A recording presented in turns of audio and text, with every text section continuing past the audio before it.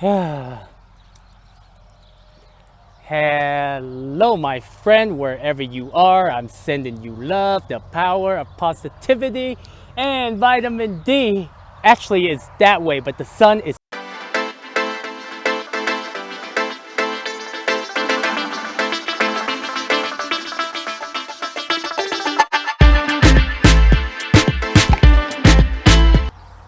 You get to enjoy the beautiful view, and welcome to the Gazillionaires Club. I have boy right here with me. We decided to go out for a walk. But my friend, so far on this trip, remember I said something about North Dakota and how everything is not free compared to like Montana and Idaho. Well, guess what? I found out the reason why. Because most of these towns, they have to they have to generate revenue somehow, and that's the reason why they're not free. And like I noticed in Montana there are a lot of like parks that are free, but they usually run by a corp, like the Army Corp or the Engineer Corp. But if it's like state run or just like locals, then usually you pay a minimum fee, and they're not like ridiculously expensive. Like a regular campsite, like a regular campsite can cost you anywhere from 40 to 60. Over here, $25, and it's pretty decent. So that's one of the reasons, or it's not one of the reasons, but that's what I found out. And also on this road trip, I've learned how to value water.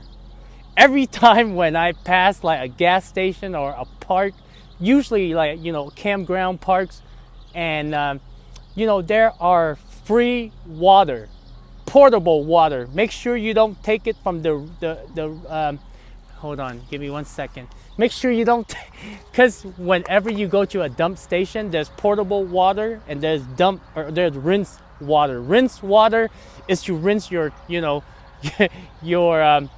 tank, or the tube that is coming out of your black tank and gray tank. You clean it out. You don't drink that water. I accidentally did one time. That shit smell. So sad. So sad. It's embarrassing. But that's what I found out. And every time when I travel and I see portable water, make sure it said portable water on there, okay? Don't assume. But I usually cook all of my water before I drink them. But that doesn't, or it shouldn't give me an excuse to drink dirty water. It's bad for you, it's contaminated. And the other part that I've learned, I've learned how to conserve, my usage of everything, and then I kind of have to plan out, okay, where am I going next? Is there going to be water? Am I going to fill up my gas tank, my propane? And like at first it might seem overwhelming, but then again, if this is all you think about, you're gonna get it. It's kind of like going to a new job. You know how it's overwhelming on the first day, second day, and then a week later it's a little bit more relaxing because you kind of get down the routine. I mean, I've been on it for a while, but I haven't. I mean, I'm getting there. Like, at least I plan it out. And the other thing is taking a shower. Oh my God, it feels so refreshing when you are clean. I just took a shower. You haven't noticed, but it feels good. Like, like after a long sweaty day, because I've been traveling and it's like in the 80s, 90s even.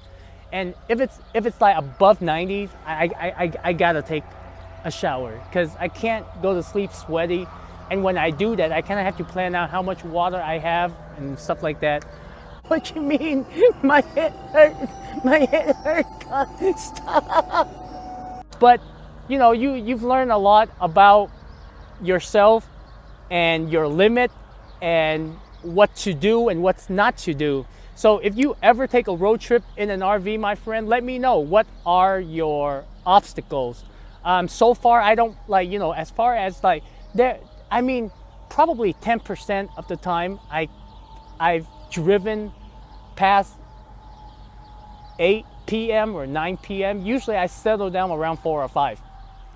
But the reason was I couldn't find a spot where I can just park overnight. And you know, over time you get used to it. There are so many places that you can park, you know, residential, especially like when you go into a town, you know, people are not going to give you a big deal if you just park overnight and then, you know, you leave the next day. Yes, you know, they might be like scouring around, scouring. They might scour. It's not a word, but you know what I'm saying, right? Like they might go around a couple of times just to see who you are. But if you know, if you're just parking for the night, it's not going to be a big deal, and you leave in the morning or get some gas or get some coffee at the convenience shop. Go in there, talk to people. That's what I usually do, you know, gas stations, just random parking lots out of nowhere. And this is one of the things, okay? Eventually, you'll get used to the fact that nobody's around. Actually, you'll like it because a lot of even the rest areas and, you know, like gas station, like there are trucks, and usually trucks, they just crank their engine on all night. Why would you do that? And it's hard to sleep. So that's why, like, you know, like towns are ideal, state parks, even like, you know, rest. It depends on the rest area. I mean, so far from Seattle to North Dakota, there's only 3 rest areas that I would stay at. The majority of them are nice. They're nice, they're safe, but they're kind of loud. And you know, it's all depend on your preference. Basically, at the end of the day, like, you know, what do you want? And for me, it's like, you know, the quietness, the away from the city, but I'm pretty okay going. Like I have, like, as far as of right now, I mean, I do really good, you know, like I don't have any problem. I'm able to shower. I'm able to use the app to find where all the gas stations are, you know, where I can park overnight, where I can camp, you know, what is a good camping spot. You'll get all of it, okay? It might sound overwhelming, but when you start doing it, it's pretty easy. So my friend, make a video. What's up? He's kicking the video. Well, he's not kicking the video. His leash is dragging onto the tripod. But have you, you know, are you planning to go on a road trip? What's up? Hit me up. Make a video. Or if you have already been on a road trip, like what were your experience like? Or what were your experience like? You know, so make a video, let me know. And if you are thinking about it or thinking about traveling in your RV, make a video. Have any question, I will do my best to answer your questions. But if I don't have the answer, I can refer you to some of the channels that I follow on YouTube. RV Creativity, Odd RV Couple, and Liz Amazing. Like, you know, they're legit people, and you can, and what I mean legit people is like sometimes you just sense the energy in people, you know. And like, I've never talked to them, I've never emailed, chatted with them, nothing. I just watch their videos, and you know, like, it's the energy that people give out. If happiness were the national currency, what would you do for a living? So my friend, much love. I will see you in the next video. I hope you go out there, start making things happen, take that trip. Life is short. So if you can, do whatever you can to accomplish what you want to do in life, because when you make that first step, you never know which door is gonna open up. But you gotta take that first step. You gotta take action, okay? Much love. Ta-da.